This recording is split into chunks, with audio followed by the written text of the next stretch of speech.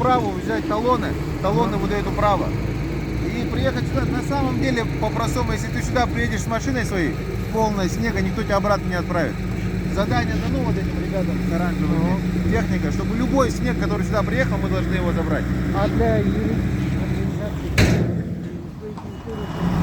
снег убирает? Но здесь нужно получать талоновое управо. Да, то есть для юридических лиц тут отдельная история, потому что управляющая компания внутри своего талона, внутри дворовой территории обязана это делать, она за это получает деньги.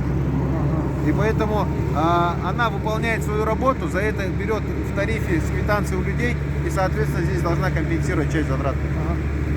Тут, но есть одно время устанавливали видеокамеры, чтобы считать количество снега. Они есть, да. Чтобы по ним считаете, сколько Да. То есть вообще, в общем, если дать характеристику по вывозу снега, вот 10 лет назад, в 2012 году, за год было вывезено 288 тысяч кубических метров снега.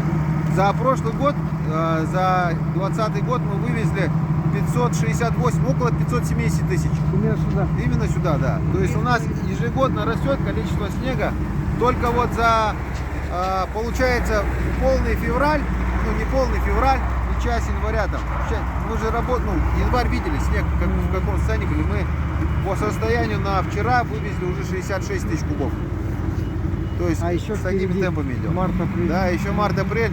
Но сейчас вот, если вы заметили, мы трехмесячник саночистки начали раньше. Вчера я ездил, смотрел, инспектировал работу, как мы, планирование работ.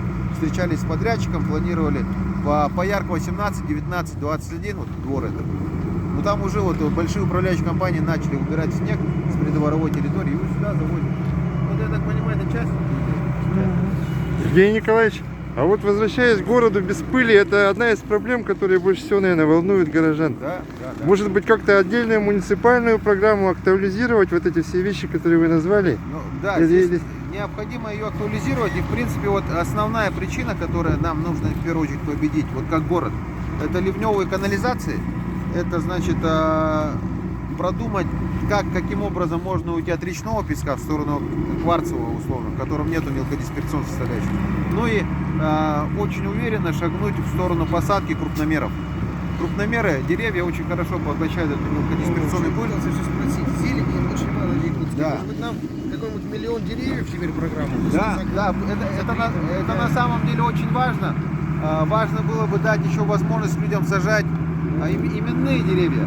Мы вот в центре условно можем выделить аллею, подготовить почву и сказать вот людям: хочешь, посади свою елочку, да, вот именная твоя. В Израиле такая была программа, 2 миллиона. Это мы должны сделать, вот это должен город сделать. Обеспечить условия для посадки, вовлечь сюда людей, решить вопрос с ливневой канализацией, разобраться с способом обеспечения противогололедными мероприятиями на дорогах. А может туда добавить город без смога еще? Смог из-за чего зимой вот образуется? Туман?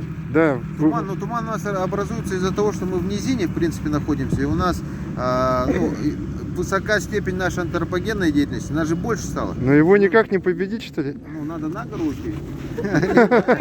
Вот и все, да. Ну, или